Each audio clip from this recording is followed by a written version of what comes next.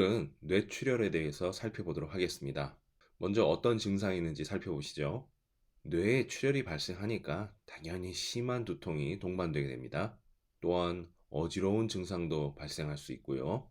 또 정상적인 의식을 유지하기가 힘들게 됩니다. 그리고 뇌출혈은요, 왼쪽의 신체가 장애가 일어났느냐 또는 오른쪽의 신체에 장애가 일어났느냐로 구분할 수가 있는데요. 재밌게도 이건 반대로 또 뒤집혀져 있습니다. 실제로 뇌에서 출혈이 됐을 때는요, 왼쪽에 장애가 생기면 대체적으로 오른쪽 뇌에 출혈이 생긴 겁니다. 또 오른쪽 신체에 장애가 생기면 반대로 왼쪽 뇌에 출혈이 생긴 거죠. 네, 오늘은 특히 오른쪽 신체 부위가 마비되었을 때의 뇌출혈에 대해서 살펴볼 건데요. 이런 경우에는요, 반대로 뒤집힙니다. 뇌출혈은 실제로는 왼쪽 뇌에 출혈이 생긴 겁니다. 그렇게 되면 오른쪽 신체가 마비가 됩니다. 자, 그러면 왜 뇌출혈이 생길까요? 한 가지 큰 원인은 경추입니다. 목이 휜 거죠. 목의 순환이 잘 안 되는 겁니다. 그러다 보면 뇌로 들어가는 혈액 공급이 비정상적이 되겠죠. 너무 많이 들어가거나 너무 적게 들어가거나 또는 불규칙하게 많이 들어갔다 적게 들어갔다 왔다 갔다 하니까 결국에는 혈관이 버티지 못하고 뇌 속에 있는 혈관이 터져 버리는 거죠. 그것이 바로 뇌출혈입니다. 다음은 혈액 문제일 수도 있습니다. 결국에는 혈관이 터지는 건데 그 혈관 역시도 좋은 혈액을 통해서 영양분을 공급받게 되면은 혈관이 튼튼합니다. 그래서 잘 터지지 않습니다. 하지만 만약에 혈액의 질이 나쁘거나 떨어진다면 혈관도 점점 약해지겠죠. 그리고 혈관 안에 더러운 물질들이 쌓이게 되면서 쉽게 막히고 또 혈압을 버티지 못해서 혈관이 터지게 되는 겁니다. 그게 바로 뇌출혈이죠. 네, 그리고 오른쪽 신체가 마비됐을 때는 일반적으로 간장의 근본 원인이 있습니다. 그러면 어떻게 예방하거나 또 치료할 수 있을까요? 첫 번째는 아까 한 가지 원인이 목이라고 그랬죠. 경추라고 그랬죠. 그래서 그러한 목을 똑바로 유지하기 위한 전체적인 올바른 자세, 늘 올바른 자세를 유지하기 위해 노력한다면 뇌출혈이 잘 발생하지 않습니다. 또한 균형 잡힌 식생활이 중요합니다. 그래야지 혈액의 질이 좋아지겠죠. 아까 한 가지 원인이 혈액이라고 그랬잖아요. 혈액의 질이 좋아지고 또 양도 충분하다면 뇌출혈에 걸리기가 쉽지 않습니다. 그렇게 하기 위해서는 불량식품은 드시지 말아야 되겠죠. 또 폭식이나 야식 이런 것도 전부 피하셔야 됩니다. 그렇게 해서 규칙적인 식생활 습관을 길러 나가신다면 뇌출혈을 예방할 수도 있고 또 치료하는 데도 도움이 됩니다. 그리고 특히 겨울철, 여름철에 급격한 온도 변화 주의하셔야 됩니다.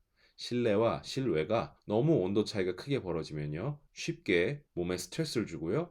또 혈압이 올라가는 등 몸이 견디지 못할 때, 혈관이 견디지 못할 때 뇌출혈이 발생할 수 있습니다. 그래서 종종 샤워하다가 혹은 목욕탕에서 종종 발생합니다. 이 온도 차이가 크기 때문에 그런 것입니다. 그리고 간장이 그 근본 원인이라고 말씀드렸잖아요. 그래서 금연, 금주 하셔야 됩니다. 이것이 모두 간장에는 아주 큰 스트레스를 주는 행동입니다. 또한 금약, 정말 필수적으로 꼭 필요한 약이 아니라면 약은 최소한으로 줄이시거나 아니면 안 드시는 것이 좋습니다. 물론 의사와 잘 상담을 하셔야 됩니다. 또한 건강식품도 포함이 됩니다. 건강식품도 간에는 독소입니다. 만약에 건강식품에 독이 없으면 우리 몸에 어떤 작용을 일으킬 수가 없습니다. 건강할 때는 좋은데요.